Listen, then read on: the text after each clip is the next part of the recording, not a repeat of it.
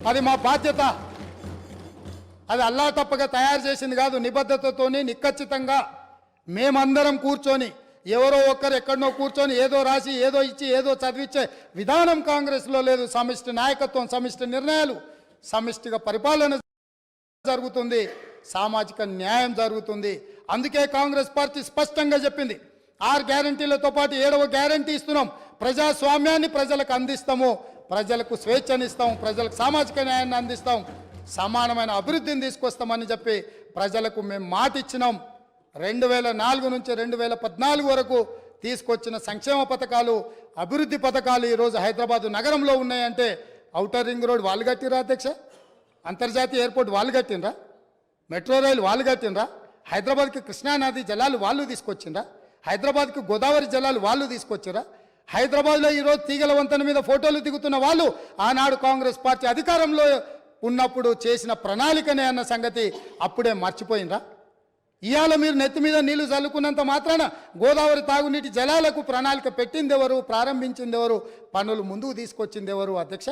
ప్రాణహిత చేవెళ్ల ప్రాజెక్టును ఆనాడు దేవేందర్ గౌడ్ గారు పాదయాత్ర చేసి తెలంగాణ ప్రజలకు ప్రాణహిత చేవెళ్ల ప్రాజెక్టు కావాలి అని అంటే ఒక తెలంగాణ బిడ్డగా దేవేందర్ గౌడ్ గారు కాంగ్రెస్ పార్టీ కాకపోయినా ఆనాటి కాంగ్రెస్ పార్టీ ఈ ప్రాజెక్టు ద్వారా 14 లక్షల ఎకరాలకు 38,400 కోట్ల రూపాయలతోటి నీళ్లు ఇవ్వాలని ఉక్కు సంకల్పంతో డాక్టర్ బాబాసాహెబ్ అంబేద్కర్ ప్రాణహిత చేవెళ్ల ప్రాజెక్టును ప్రారంభించారు. పెద్దలు వెంకటస్వామి గారి సూచనతోని ఆ పేరును పెట్టినరు. పనులు ప్రారంభించి చేవెళ్లలో అర్ధాంతరంగా ఆగిపోయిన పనులకు ఎవరు బాధ్యత తీసుకుంటారని నేను అడుగుతున్నా అధ్యక్ష. ఆనాడు కాంగ్రెస్ పార్టీలో ఉన్న నాయకులు చిన్నారెడ్డి గారు లాంటి వాళ్ళు మాట్లాడడం వల్ల పాలమూరు ప్రాంతానికి, రంగారెడ్డి ప్రాంతానికి సాగునీటి ప్రాజెక్టు నిర్మించాలి, సాగునీరు తాగునీరు ఇవ్వాలి అని పాలమూరు రంగారెడ్డి ఎత్తిపోతల ప్రాజెక్టుకు 2013లోనే మంజూరు ఇచ్చి పనులను సర్వేలు చేయమని ఆదేశాలు ఇచ్చి దానికి పునాది రాయి వేసింది కూడా కాంగ్రెస్ పార్టీ కాదా అని నేను అడుగుతున్నా.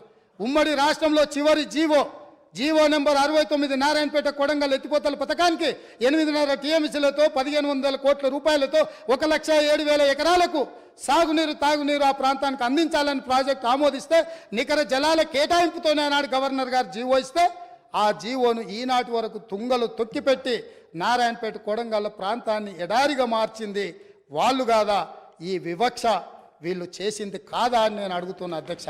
ఇదేనా ఈ తెలంగాణ రాష్ట్రంలో తెలంగాణ వాడు ముఖ్యమంత్రిగా ఉండి తెలంగాణ ప్రాంతాన్ని పరిపాలిస్తున్నాడు అన్నప్పుడు ఎందుకు మా ప్రాంతాలు వివక్షకు గురైనాయి? మా ప్రాంతాలు ఈ రోజుకి వలసల ప్రాంతంగా ఎందుకు ఉన్నది? ఈ వలసలకు, ఈ చావులకు వీళ్ళు కారణం కాదా అని నేను అడుగుతున్నా అధ్యక్ష.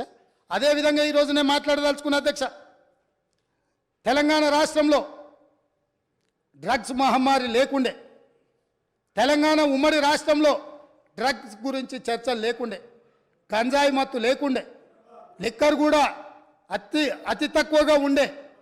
కానీ ఇవాళ ఏ పేపర్ చూసినా, ఏ టీవీ చూసినా గంజాయి మత్తులో దాడులు జరుగుతున్నాయని, సింగరేణి కాలనీలో 6 సంవత్సరాల పసిగూనను గంజాయి మత్తులో రేపు మర్డర్ చేస్తే ఈ ప్రభుత్వం అచేతనంగా ఉండిపోయింది. ఈరోజు ఈ రాష్ట్రంలో జరుగుతున్న కారణాలకు, ఈరోజు దొరుకుతున్న డ్రగ్స్కి ఈ ప్రభుత్వ వైఫల్యం కారణం కాదా? ఈ ప్రభుత్వం డ్రగ్స్కు సంబంధించి విచారణ మీద సిట్టును వేసి ఆ సిట్లో ఉన్న అధికారిని అర్ధాంతరంగా ఎందుకు బదిలీ చేసిండ్రు? అతను ఎక్కడికి పోయిండు? ఆ సిట్ ఎక్కడికి పోయింది? ఆ విచారణ ఎక్కడికి పోయిందని నేను అడుగుతున్నా అధ్యక్ష. ఈ ప్రభుత్వం యొక్క వైఫల్యాన్ని కప్పిపుచ్చుకోవడానికి, విచారణలో లోపాలను దాచిపెట్టడానికి చేస్తున్న ప్రయత్నంలో నేనే స్వయంగా ఆనాడు 2017లో తెలంగాణ రాష్ట్ర ఉమ్మడి హైకోర్టులో పబ్లిక్ ఇంట్రెస్ట్ లిటిగేషన్ వేసి ఈ విచారణ మీద ఎన్ఫోర్స్మెంట్ డైరెక్టరేటు, DRI, ఈ నార్కోటిక్స్ డిపార్ట్మెంట్ అన్నిటిని కూడా ఒక సిట్ను ఏర్పాటు చేయాలని హైకోర్టులో కేసు వేస్తే 2021 వరకు నేను కొట్లాడితే తెలంగాణ రాష్ట్ర హైకోర్టు ఈడీకి మొత్తం సమాచారాన్ని చేసిన విచారణను బదిలీ చేయమని హైకోర్టు ఆదేశాలు ఇచ్చిన ఈ రాష్ట్ర ప్రభుత్వం వివరాలన్నీ దాచిపెట్టింది అధ్యక్ష. ఆనాడు డ్రగ్స్లో ఏవైతే టెలిఫోన్లు కానీ, కంప్యూటర్స్ కానీ, ల్యాప్టాప్లు కానీ, ఇతర సీజ్ చేసిన ఎక్విప్మెంట్, ఎలక్ట్రానిక్ ఎక్విప్మెంట్ని ఏది కూడా ఈరోజు వాళ్ళు ఫోరెన్సిక్ ల్యాబ్కు పంపించలేదు. వాటి మీద సరైన విచారణ జరగలేదు. ఆ వివరాలన్నీ కూడా ఈడీ అడిగితే ఇవ్వకపోతే ఈడీ డిపార్ట్మెంట్ తెలంగాణ ప్రభుత్వం మీద contempt of court case file చేసింది అధ్యక్ష. నేను అడుగుతున్న అధ్యక్ష మీ ద్వారా ప్రతిపక్షాన్ని, ఈ రాష్ట్రాన్ని పంజాబ్ రాష్ట్రాన్ని మీరు చూసిండ్రు. పంజాబ్ రాష్ట్రాన్ని ఈరోజు డ్రగ్స్ మహమ్మారి పట్టి పీడించడంతో ఈరోజు గ్రామాలల్లో పేద మహిళలు, ధనవంతులు శ్రీమంతులు కాదు, పేదలు భార్య తల్లి కూలికి పోయి సంపాదించిన డబ్బులో భర్తలను సోదరులను ఇవాళ డ్రగ్స్కి అలవాటు పడి బాధపడుతుంటే వాళ్ళకు అందులో సంపాదించిన కొంత డబ్బు పెట్టి డ్రగ్స్ కొని ఇచ్చే పరిస్థితి వచ్చింది. ఈ పరిస్థితి పంజాబ్ రాష్ట్రాన్ని నిర్వీర్యం చేసింది అధ్యక్ష. పంజాబ్లో యంగ్ విడోస్ చిన్న వయసులోనే మహిళలు వితంతువులుగా మారుతుంటే డ్రగ్స్ బారిన పడి ఈరోజు చావులను మనం కల్లారా చూస్తుంటే, రాష్ట్రమే నిర్వీర్యం అయిపోతుంటే, యువత డ్రగ్స్ బారిలో పడి చచ్చిపోతుంటే, తెలంగాణ రాష్ట్రంలో పూర్తిగా కూకటి వేళ్లతో పెకిలించి వేయాల్సిన ఈ డ్రగ్స్ మహమ్మారి విషయంలో ఎందుకు విచారణలో ఈ ప్రభుత్వం ఆనాడు జాప్యం వహించింది, ఎందుకు నిర్లక్ష్యం వహించింది, ఎందుకు దీని మీద చర్యలు తీసుకోవడానికి నార్కటిక్ డిపార్ట్మెంట్కు, డిఆర్ఐ డిపార్ట్మెంట్కు, ఈడీ డిపార్ట్మెంట్కు ఎందుకు సంపూర్ణమైన సమాచారాన్ని ఇవ్వలేదని నేను అడుగుతున్నా అధ్యక్ష.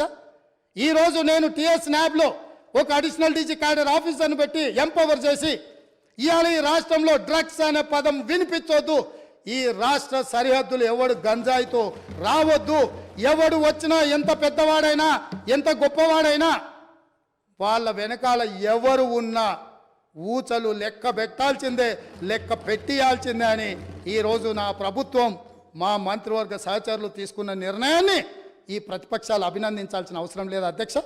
మిగతా విషయాలలో భిన్నాభిప్రాయాలు ఉండొచ్చు, భేదాభిప్రాయాలు ఉండొచ్చు, కానీ డ్రగ్స్ మహమ్మారిని నిషేధించడానికి నిర్వీర్యమైపోతున్న యువతను, చిన్న పాఠశాలల ఆడపిల్లలు బలైపోతున్న ఈ మహమ్మారిని నిషేధించడానికి ఈ దాన్నైనా అభినందించడానికి మన ప్రభుత్వాన్ని మీరు అభినందించడానికి మీకు మనసు రాలేదా అని నేను అడుగుతున్నా అధ్యక్ష. అంటే ఈరోజు ఈ సభలో వీళ్ళందరూ మిగతా వాటిలలో వాళ్ళకి రాజకీయ కోణాలు ఉండొచ్చు, కానీ ఈ విషయంలో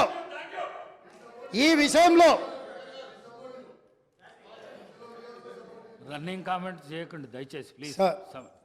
సార్ పాపం తెలియక అట్లా అంటుండే, కానీ తర్వాత ఆయనకుండే బాధలు ఆయనకుంటాయి.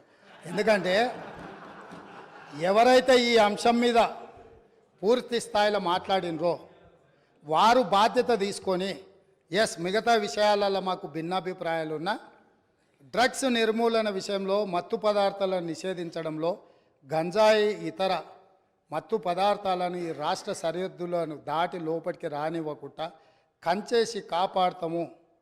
కంచేసి కాపాడాల్సిన బాధ్యత ఈ 119 మంది శాసనసభ్యుల మీద ఉన్నది అని మనందరం ఏకగ్రీవంగా ఈ విషయంలో ఒక అభిప్రాయానికి వచ్చినుంటే ఎంత మంచి సందేశం ఇవాళ తెలంగాణ ప్రజలకు చేరుండేది అధ్యక్ష.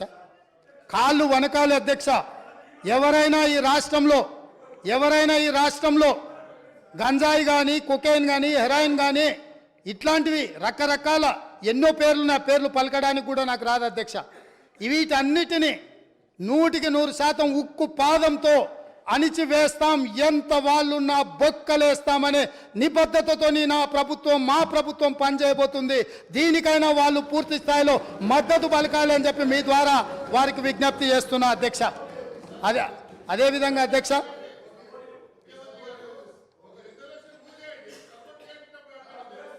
ఇప్పుడు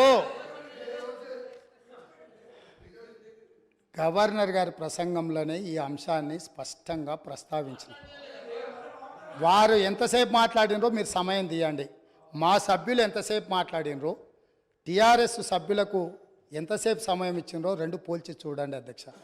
ఈ విషయంలో మనకు భిన్నాభిప్రాయాలు, భేదాభిప్రాయాలు ఉండాల్సిన అవసరం ఏముంది అధ్యక్ష? ఏమన్నా ఉందా అధ్యక్ష? ఇందులో నేను ఏమైనా ఎవరికైనా నష్టం జరిగే విధంగా, లేకపోతే వాళ్ళ కష్టం జరిగే విధంగా ఏమన్నా ప్రభుత్వం నిర్ణయం తీసుకుంటుందా అధ్యక్ష? ఇందులో కలిసి రావడానికి ఉన్న ఇబ్బంది ఏంది అధ్యక్ష? నాకు అర్థం కాలే. అందుకే వారికి అవసరమైతే ఇప్పుడు అడగట్లేదు అధ్యక్ష మైకు.